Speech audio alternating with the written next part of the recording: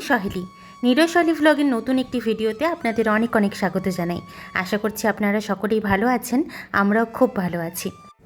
এখন সকাল 7:30 মতো বাজে, আর আমি রোজই না এইভাবে দুটো কাপে ঠিকমতো জলটা নিয়ে তারপর চাটা বসাই, কারণ বেশি হয়ে গেলে খাওয়া যায় না। আর এটা তো মোটা দুধের চা নয়, একদম পাতলা, খুব বেশি হয়ে গেলেও ভালো লাগবে না আর ফেলতেও কেমন লাগে, সেজন্য আমি একদম পরিমাপ নিয়ে তারপর চাটা বসাই। আর এখন সকালবেলাতে আরেকটা জিনিস আমাকে করতে হয়, সেটা হচ্ছে গরম জল স্নান করার জন্য। প্রথম লাগছিল না, গ্রামের দিকে অনেকটা ঠান্ডা পড়ে গেলেও এই দিকে মানে হাওড়ার চারিদিকটা কিন্তু এখনও অতটাও ঠান্ডা পড়েনি। তো প্রথম লাগতো না, কিন্তু এখন বেশ ভালোই ঠান্ডা লাগে। তো ও স্নান টান করে বেরিয়ে আসার পর এক দিন চা করি, নয়তো আগে চা খেয়ে তারপর স্নানে যাই। বাঙালিদের কাছে নিকোটিন মানেই তো চা, আর এই শীতের সকালে চা গরম গরম না হলে হয় না। সেজন্য ও যেমন বলে আমি সেরকমই করি। যেদিন বলে যে স্নান করে চা খাবো, সেদিন একটু দেরি করে চা বসাই। আর যেদিন বলে যে না আগে চা খেয়ে তারপর স্নানে যাব, সেদিন তাড়াতাড়ি আগে চাটা বসাই। এখানে কোনো কিছু একেবারে ফ্রেশ পাবো সেরকমটা নয়, আমাদের আগের দিন রাত্রে কিনে রাখতে হয়, মানে নিরয় নিয়ে আসে। এটা যদিও আমি নিরয় দুজন মিলে গিয়ে নিয়ে এসেছিলাম। তো আমরা তো এমনিতে একটুখানি ঘি খেতে পছন্দ করি, কিন্তু ভাবলাম যে না, ঘি দিয়ে না করে একটু বাটার দেব, আর সঙ্গে দুটো ডিম সেদ্ধ। তো ডিম সেদ্ধ না এখানে আমি এভাবে প্রেশারেই করি, কারণ খুব তাড়াতাড়ি হয়ে যায়। আসলে গ্যাস আর সময় দুটোই সাশ্রয় হলো আর কি। যাই হোক, ওকে খাবার দিয়ে দিয়েছিলাম, সঙ্গে ছিল ফল মানে কলা আর আপেল, আমিও তাই খেয়ে নিয়েছিলাম। আর খাওয়া দাওয়ার করে ও এতটুকু আর দাঁড়ায়নি, সঙ্গে সঙ্গে বেরিয়ে গিয়েছিল, কারণ প্রায় 9টা বেজে গিয়েছিল।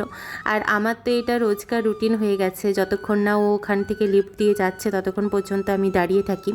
আর ও চলে যাওয়ার পর যা যা কাজ থাকে, মানে সব কিছু ধোয়া টোয়া থেকে শুরু করে সমস্তটা করে নিই। কিছুটা ও যাওয়ার আগেও আমি এগিয়ে রাখি, যদি ও একটু দেরি করে বেরোয়। তো দেখুন, আগের দিন মার্কেট থেকে এগুলো নিয়ে এসেছিলাম, এগুলো সব আস্তে আস্তে করে একটু করে জায়গা ম্যানেজ করে সব রাখছি, এক জায়গায় এক একটা। এইভাবে গুছিয়ে রাখলে না সুন্দর লাগেও দেখতে, আর হাতের কাছে যা যা লাগবে সবটা পেয়েও যায়।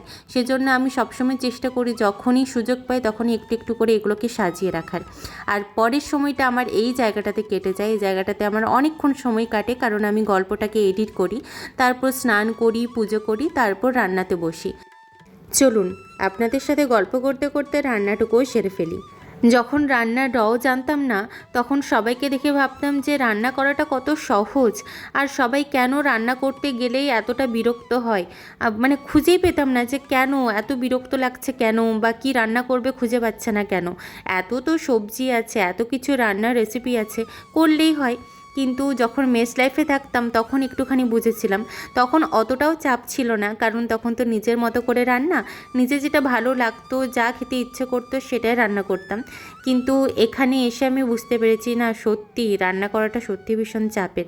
এই যে বাড়িতেও দেখতাম যে কি রান্না হবে, সেটা কেন এটা নিয়ে এত মাথা ঘামাতো, কারণ সত্যি যে মানুষটা রান্না করছে বা আশেপাশে যে মানুষগুলো আছে রান্নার সাথে জড়িত, তাদের সবসময় চিন্তা থাকে যে যে মানুষগুলো খাবে, যাদের জন্য রান্না করা হচ্ছে, তাদের আদৌ পছন্দ হবে তো, তারা ভালোবাসবে তো এটা। তো সত্যি এই টেনশনটা কিন্তু সত্যিই থাকে। আর আমি তো মানে সত্যি ভীষণ এটা নিয়ে ভয় থাকি যে আদৌ ভালো মানে করতে পারবো তো, ভালো লাগা তো অনেক পরের কথা, ভালোভাবে করতে পারবো কি না, কারণ আমার অনেক বছর হলো রান্নার সাথে কোনো যোগাযোগই নেই। রান্না পারি না এরকম একদমই নয়, কিন্তু যেহেতু তেল মশলা কম দিয়ে রান্না করা, সেহেতু একটু চাপ লাগে। তেল মশলা বেশি থাকলে তো সব রান্নাই খেতে ভীষণ টেস্টি লাগে, সেটা যে রান্নাই করা হোক না কেন। কিন্তু তেল মশলা কম দিয়ে কষিয়ে রান্না করা, সেই প্রসেসটা কিন্তু খুব জটিল, এবং যে জানে সেই জানে একমাত্র। মনে হবে যে খুব ইজি, যা হোক করে করলেই হয়, কিন্তু টেস্ট আসে না, সত্যি বলছি টেস্ট আসে না। নিজেরও খেতে খেতে মনে হয় যে ধুর, এটা কি রান্না করেছি। তো সেই জন্যই চাপ লাগে যে ছেলেটা সারা দিনের পরে একটুখানি দুপুরবেলাতে খাবে। আমি তো তাও গরম গরম খেয়ে নিতেই পারি চাইলে, কিন্তু ওকে প্যাক করে রাখি, তারপর কখনো নিয়ে যাই, তারপরেই যে সঙ্গে সঙ্গে খেয়ে নেয় সেটাও নয়, অনেকটা দেরি করে খেতে। একসাথে সবাই মিলে খাই, কাজ না থাকলে তখন খেতে বসে 3টে, 3:30, 4টে বেজে যায়। তো সেই সময় তো খাবার পুরো ঠান্ডা হয়ে যায়, আর শীতকালে খাবার ঠান্ডা হয়ে যাওয়া মানে বুঝতেই পাচ্ছেন কতটা খারাপ লাগে। যাই হোক, আমি রান্না করতে করতে মাঝে মাঝে এরকমটা করি, মানে আমার খুব খিদে পেয়ে যায়, একসাথে দুজনে খেয়ে যাই, মানে ও খেয়ে চলে যায়, তখন আমারও খাওয়া হয়, তারপর থেকে আর খাওয়া হয় না। তো খিদে পেলে আমি বিস্কিট নয়তো একটুখানি ঝুরি ভাজা নিয়ে বসি। তারপর খাওয়া দাওয়া হয়ে যাওয়ার পরে আমার এই সময়টা একটুখানি প্রিয় সময় এবং প্রিয় জায়গাও, তো এটা আগেই বলেছি। আমি খাওয়া দাওয়ার পর ঘুমোই না সাধারণত, সিনেমা নয়তো অন্য কিছু দেখে সময়টা কাটাই। তারপর তো সন্ধে হয়ে যায়, এখন তো খুব তাড়াতাড়ি সন্ধে হয়ে যায় শীতকালে। তো তারপর আবার একটু খিদে পাই, তো আমি একটু মুড়ি নিয়ে বসি, মুড়ি ঝুরি ভাজা এই শুকনো খাবার নিয়ে বসি। তারপরে ওই করতে করতে নিরয় চলে আসে। নিরয়ের আস্তে আস্তে মোটামুটি 7:30 8টা, কোনো দিন 8:30টাও বাজে। তো তার মধ্যে আমি অনেকটা কাজ সেরে ফেলি, কোনো এডিট থাকলে এডিটে বসি। তারপর ও আসার সাথে সাথে আমি চা করি, চা, কারণ ওর ফ্রেশ হয়ে না হয়েই চাটা চাই। সত্যি মানুষের চা না হলে এখন চলবে না, যা ঠান্ডা পড়েছে। আর চায়ের সাথে কিছু টাও থাকে অবশ্যই, চেষ্টা করি যে কিছু না কিছু দেওয়ার, নয়তো ওরও তো সারাদিনের পর আর খাওয়া হয় না, সেই যে দুপুরে খায়। তারপর ও বাইরে তেমন একটা খেতে পছন্দই করে না, আর কিছু বাইরে থেকে খাবার নিয়ে এলেও মানে বাড়িতেই নিয়ে চলে আসে, রুমেই নিয়ে আসে, একসাথে বসে খায়। তো আমার তো দেখতেই পাচ্ছেন একদিকে ফোনে কিছু চলছে আর একদিকে আমি চা বানাচ্ছিলাম। কিছু না চললে না সারা দিন আমার ঘরটাতে ভীষণ একা একা লাগে, সেজন্য কিছু না কিছু চালিয়ে রাখি, দেখি না দেখি, গল্প হোক যাই হোক চালিয়ে রাখি। তো চাটা খাওয়ার পর বসে গেলাম রুটি বানাতে।